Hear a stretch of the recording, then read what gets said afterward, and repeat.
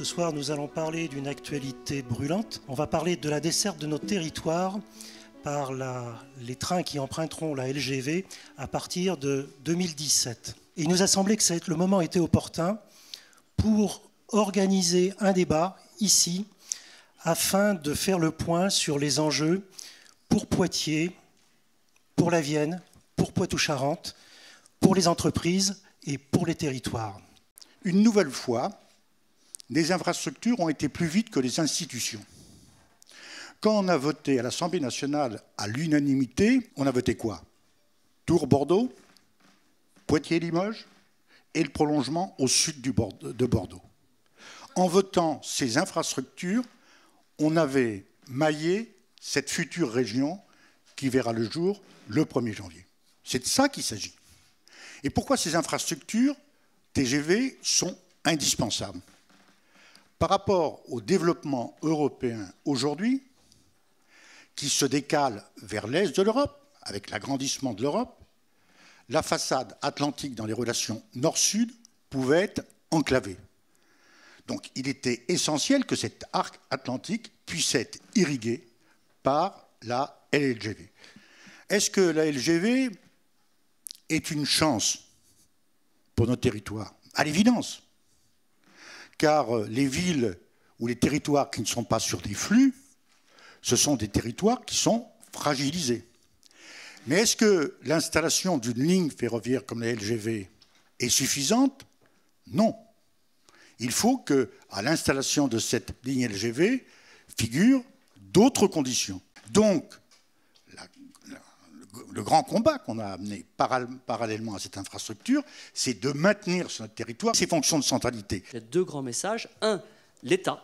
Ce n'est pas la SNCF, ce n'est pas l'ISEA, que chacun soit clairvoyant et prenne ses responsabilités. Un, l'État, attention à ne pas tout recentraliser, faites en sorte qu'on ait des dessertes à Poitiers, à Châtellerault, Futuroscope et ailleurs, parce que la décentralisation, c'est aussi ça. Deuxième message, c'est à M. Rousset, soyez visionnaire, Poitiers est au nord de cette grande région, Poitiers sera à 1h20 de Paris, Poitiers peut être intéressant pour des entreprises de la future région, et donc je crois que vous devez jouer avec nous, mais je crois que c'est votre intention, ce jeu-là, pour que Poitiers continue à avoir des dessertes, parce que 1h20, ça ne suffit pas, c'est 1h20 combien de fois par jour? Là, les questions qu'on a en tout cas sur la liaison avec le Futuroscope, c'est de passer avec les travaux, ça fait déjà un petit peu rallongé, mais donc de 1h30 à un train qui va mettre 2 heures.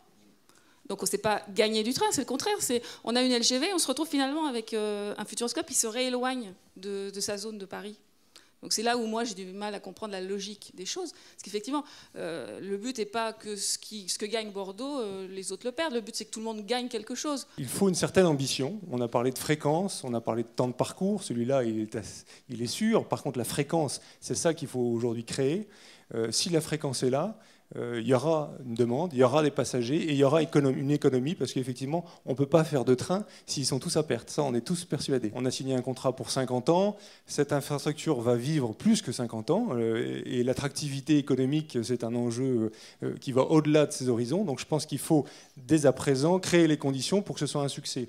Le succès économique pour l'opérateur des trains, pour l'opérateur de l'infrastructure, il faut les créer tout de suite. C'est-à-dire qu'il faut tout de suite créer un choc de l'offre pour que les gens, alors pour les Bordelais ou les Aquitains, arrêtent de prendre l'avion et rentrent dans les trains. Et c'est à cette condition-là qu'on va pouvoir créer un équilibre économique de l'ensemble. Quel est le calendrier exactement jusqu'en 2017 par rapport à ces enjeux de desserte, ces enjeux de fréquence? Vous en êtes où? Il y a plusieurs jalons importants. Il y a la publication des conditions d'accès au réseau. Ça s'appelle un document de référence qui est publié par SNCF, qui sera publié à la fin de l'été et qui reprend l'ensemble des conditions tarifaires et contractuelles et techniques de l'accès au réseau pour 2017. Donc ça, c'est un déterminant de l'équilibre économique de l'ensemble de l'exploitation pour 2017. Ça, c'est un des jalons importants. C'est le premier jalon. Ça, c'est le premier jalon et c'est cet été. C'est pour ça que c'est aujourd'hui, finalement, que les grandes décisions doivent se prendre. Quand je dis aujourd'hui, c'est avant le 30 juillet.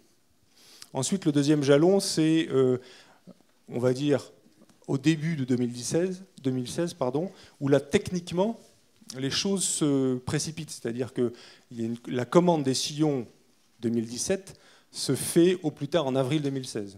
Donc j'allais dire, avril 2016, les jeux sont faits pour le nombre d'arrêts, le nombre de trains, quelles que soient les destinations sur la future ligne.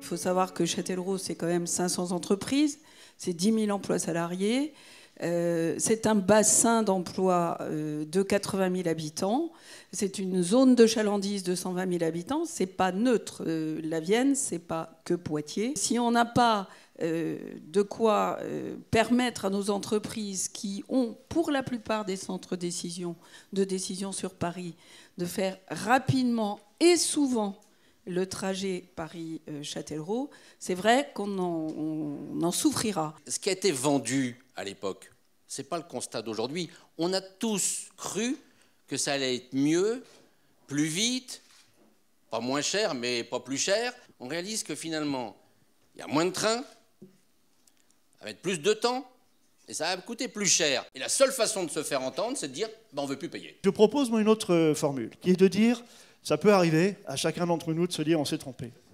On ne s'est pas trompé en faisant le choix de faire la LGV, mais on s'est trompé en 2009 quand on a fait le montage financier, on s'est trompé, il n'a pas été adapté à l'usage qu'on veut faire de cette LGV, c'est-à-dire à la fois de créer une liaison Paris-Bordeaux rapide et, je dirais, pendulaire, hein, et puis aussi de donner un minimum de gains en desserte et en temps, même si c'est surtout les dessertes, à Poitiers, à Châtellerault, à Futuroscope. Nous vivons aujourd'hui sur des lignes du 19e siècle. Il faut savoir ce qu'on veut.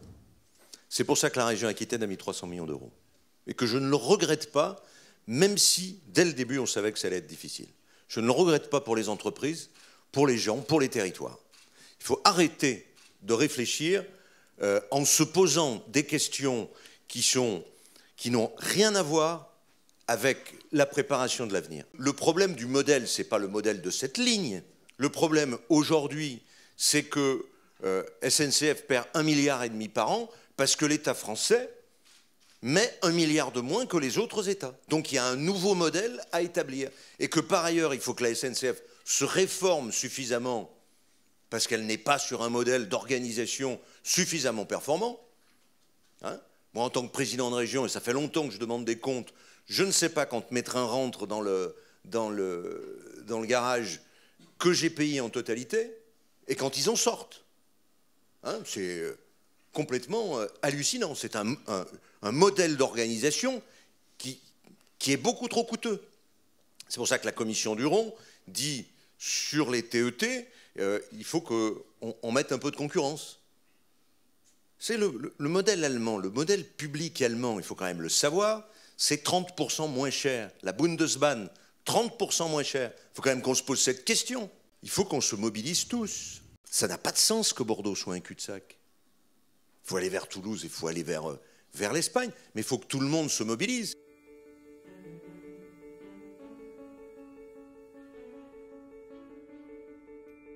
La LGV SEA, ce n'est pas juste la LGV entre Paris et Bordeaux. Évidemment, elle va relier les deux métropoles de manière beaucoup plus proche. Elle va aussi permettre un report de l'avion vers le train, qui est la condition pour que ça fonctionne. Mais c'est la pièce centrale d'un réseau de transport européen qui permet de relier le nord de l'Europe au sud-ouest de l'Europe, à l'Espagne, comme on l'a dit tout à l'heure. Et ça, c'est important parce que, évidemment, c'est bénéfique pour l'Espagne, c'est bénéfique pour le reste de l'Europe, mais c'est bénéfique pour les territoires traversés. Ça permet en fait aux territoires traversés par capillarité de bénéficier de ce qu'on appelle en économie un peu pompeusement des effets positifs de réseau. Quoi qu'il en soit, le modèle économique va évoluer parce que si Bordeaux n'est pas un cul-de-sac, c'est-à-dire si effectivement l'ambition d'un réseau européen est matérialisée, il y aura des effets positifs de réseau qui se ressentiront partout et qui se ressentiront bien sûr dans des villes comme Poitiers. Moi je retiens que d'abord les gens croient au TGV, attendent le TGV, veulent du TGV et croient encore au service. On est un petit peu dans une phase, une période où le modèle TGV est battu en brèche par certains. On nous explique qu'il y a de moins en moins de personnes dans les TGV parce qu'ils prennent Blablacar, ils prennent des bus, ils prennent des avions low cost.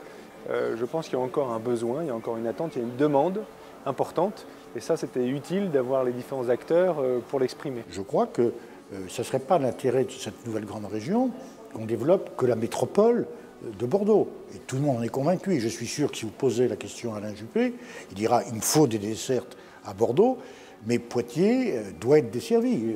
2 500 000 voyageurs, c'est quelque chose d'important. Donc je pense qu'on va trouver cet équilibre. Il faut d'abord que la liaison entre Paris et Bordeaux fonctionne. C'est-à-dire, il faut que le succès du modèle économique soit à plein. Il faut de la vitesse, de la fréquence importante, il faut que les TGV soient exploités en mode navette. Si le modèle économique réussit entre Paris et Bordeaux, alors il permettra de financer, de subventionner le développement de liaisons grande vitesse, en mode classique mais en utilisant du TGV, sur les territoires qui étaient jusque-là desservis par le TGV.